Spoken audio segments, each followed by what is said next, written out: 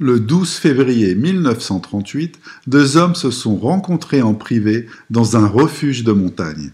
Au cours de leur conversation, l'un des hommes a dit à l'autre « J'ai une mission historique, et cette mission, je la remplirai, car la Providence m'a destiné à la faire. » Cet homme avait compris que le but de sa vie était sous l'influence de la Providence divine. Il a poursuivi en affirmant à son compagnon, au cours de leur discussion, « Quiconque ne sera pas avec moi sera écrasé. » L'homme qui a fait cette revendication d'un destin providentiel était Adolf Hitler.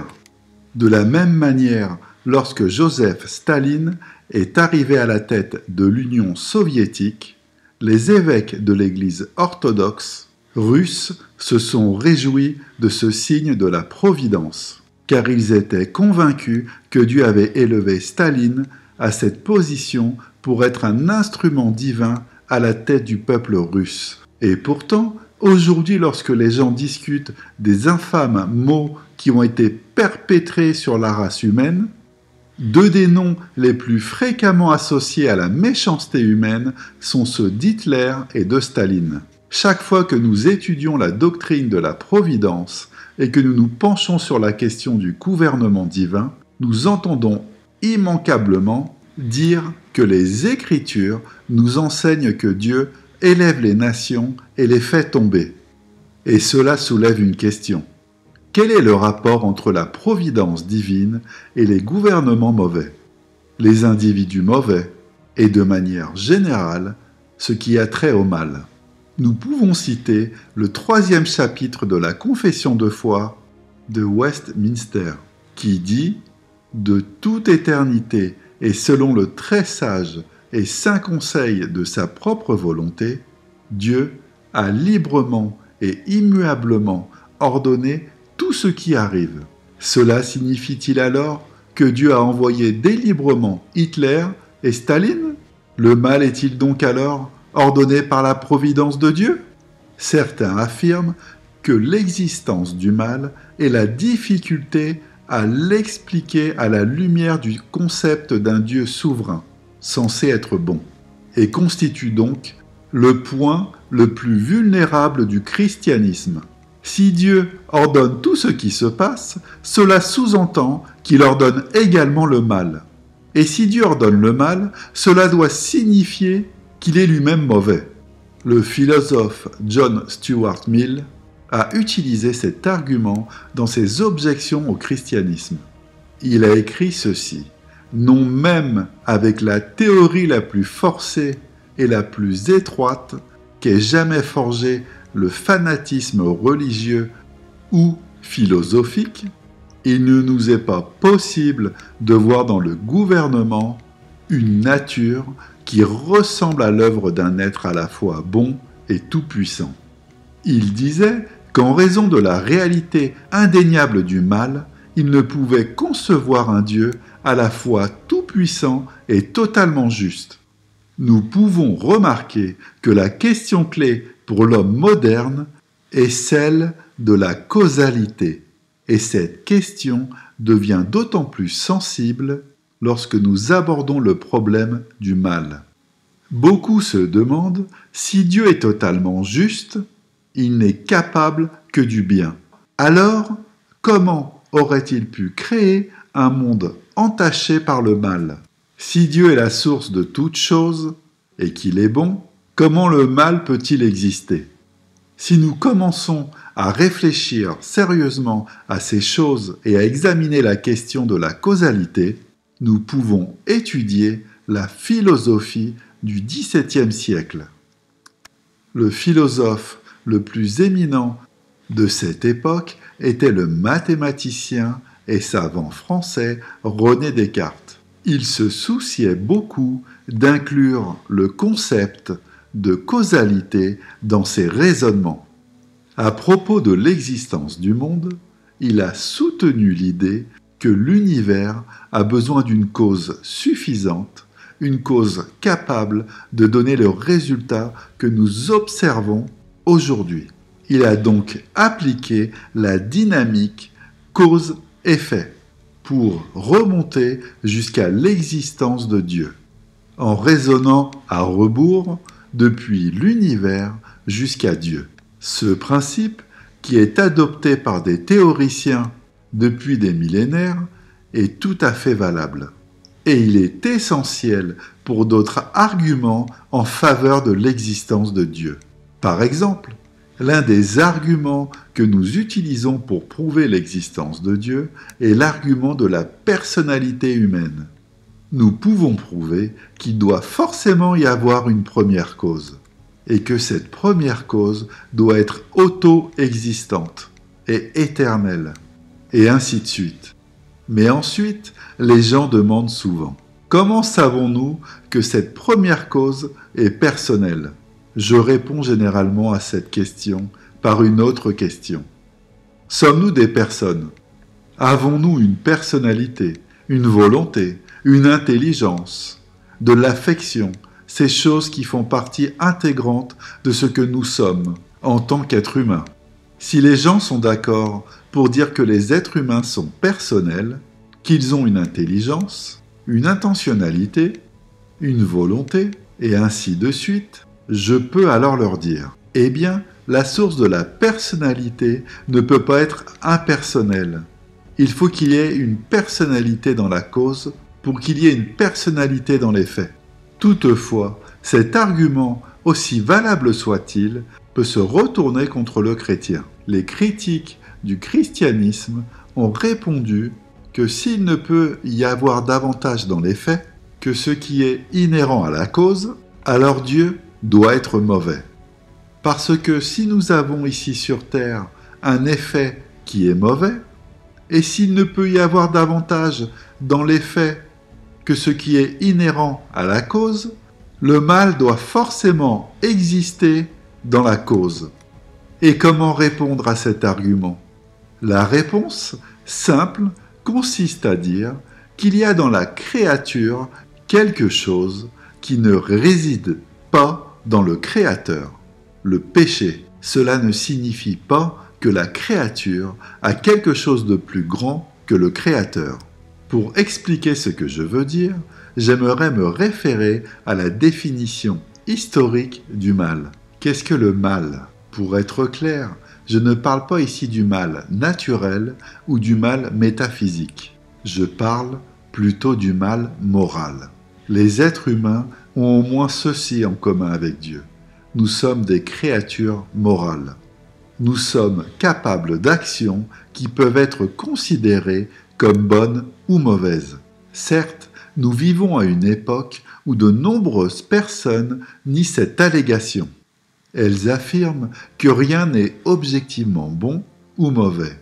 Selon elles, c'est une question de point de vue, ce qui signifie que tout est relatif. Le bien et le mal sont simplement des conventions sociétales que nous avons reçues par le biais de diverses traditions. Mais qu'est-ce que le mal? Le petit catéchisme de Westminster définit le péché de la manière suivante. Le péché est tout manque de conformité à la loi de Dieu ou toute transgression de celle-ci. Ici, la confession définit le péché ou le mal à la fois de manière négative et positive. Il existe des péchés d'omission et des péchés de commission, mais je veux me concentrer sur la première partie de la définition. Tout manque de conformité à la loi de Dieu. Le mot « manque » ici signifie absence. Ainsi, le péché est un manque de conformité à la norme que Dieu établit pour la justice. Les philosophes de l'Antiquité définissent le mal en termes de négation et de privation. Autrement dit, le mal est la négation du bien et une privation ou un manque de bien. Tout ce qui n'est pas à la hauteur de la plénitude de la justice est mal. Les philosophes ont montré qu'il n'est possible de décrire et de définir le mal qu'en termes négatifs. Cela signifie que le mal, par sa nature même, est parasitaire. Il dépend de son hôte pour exister. C'est ce que Augustin avait à l'esprit lorsqu'il a dit que seule une chose bonne peut faire ce qui est mal, car le mal requiert de la volonté, de l'intelligence et un sens ou une conscience morale. Or, tous ces éléments sont bons. Par conséquent, il arrive à un être bon, un événement qui indique une perte, un manque ou un déni de bonté. Augustin a adopté la position selon laquelle il est impossible de concevoir un être qui soit complètement mauvais. Oui, Satan est radicalement mauvais, mais il a été créé en tant qu'ange, ce qui signifie qu'il faisait partie de la création que Dieu considérait comme très bonne. Ainsi, même Satan a été créé bon, tout comme les hommes ont été créés bons. Par conséquent, au moment de la création, le Dieu éternel, qui est tout à fait bon, a agi en tant qu'agent moral afin de créer d'autres agents moraux qui étaient bons. Cependant, la grande différence entre le Créateur et la créature, c'est que Dieu est éternellement et immuablement bon, alors que la créature a été créée bonne, mais avec la possibilité de changer quant à sa conformité à la loi de Dieu. Nous voyons donc que la désobéissance dépend de l'obéissance pour exister. L'injustice dépend d'une existence préalable de justice. L'Antéchrist ne peut exister en dehors de sa relation antithétique à Christ.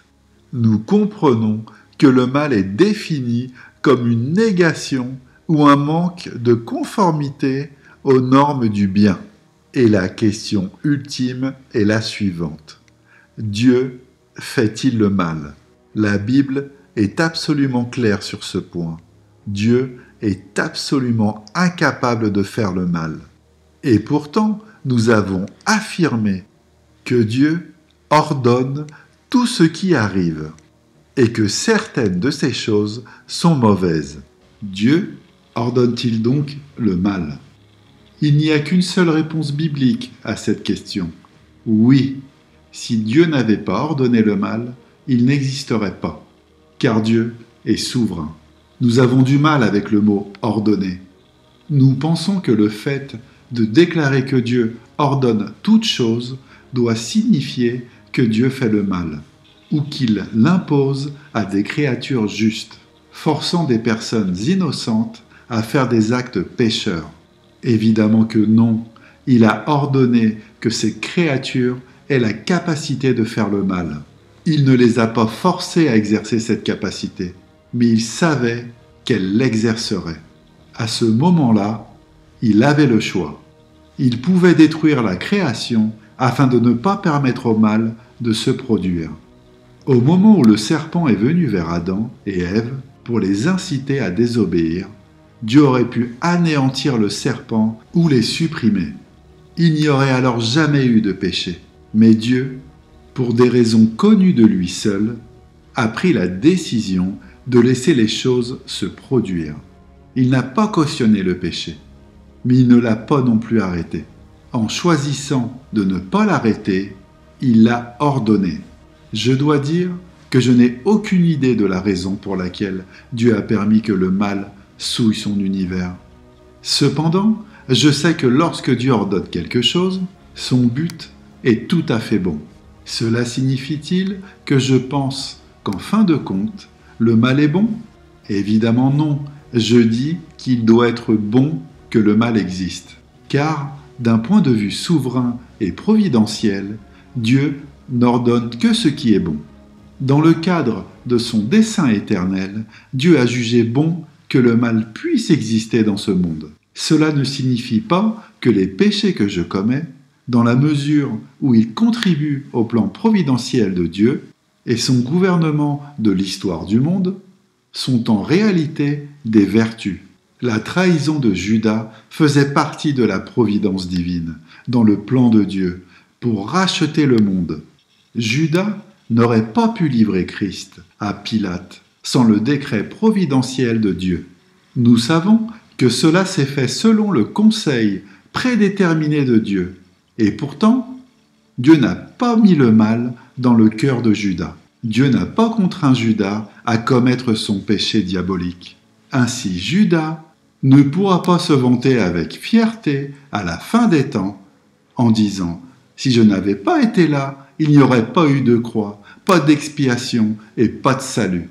Je suis celui qui a rendu tout cela possible. » Ce que Judas a fait était totalement abject.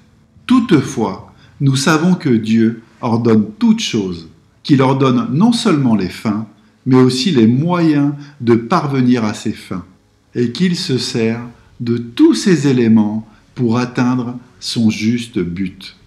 L'un des versets les plus réconfortants des Écritures est celui de Romains 8, verset 28. Nous savons du reste que toute chose concourt au bien de ceux qui aiment Dieu, de ceux qui sont appelés selon son dessein. Seul Dieu, à la providence souveraine, pouvait faire une telle promesse. Cette déclaration ne signifie pas que toutes choses sont bonnes, mais qu'elles concourent tout à notre bien. Elles ne peuvent concourir à notre bien que parce qu'au-delà de tout le mal, de tous les actes commis par la méchanceté humaine, se tient un Dieu souverain qui a fixé un destin à la fois pour l'univers et pour nous en tant qu'individus. Et cette destinée est parfaitement cohérente avec sa justice.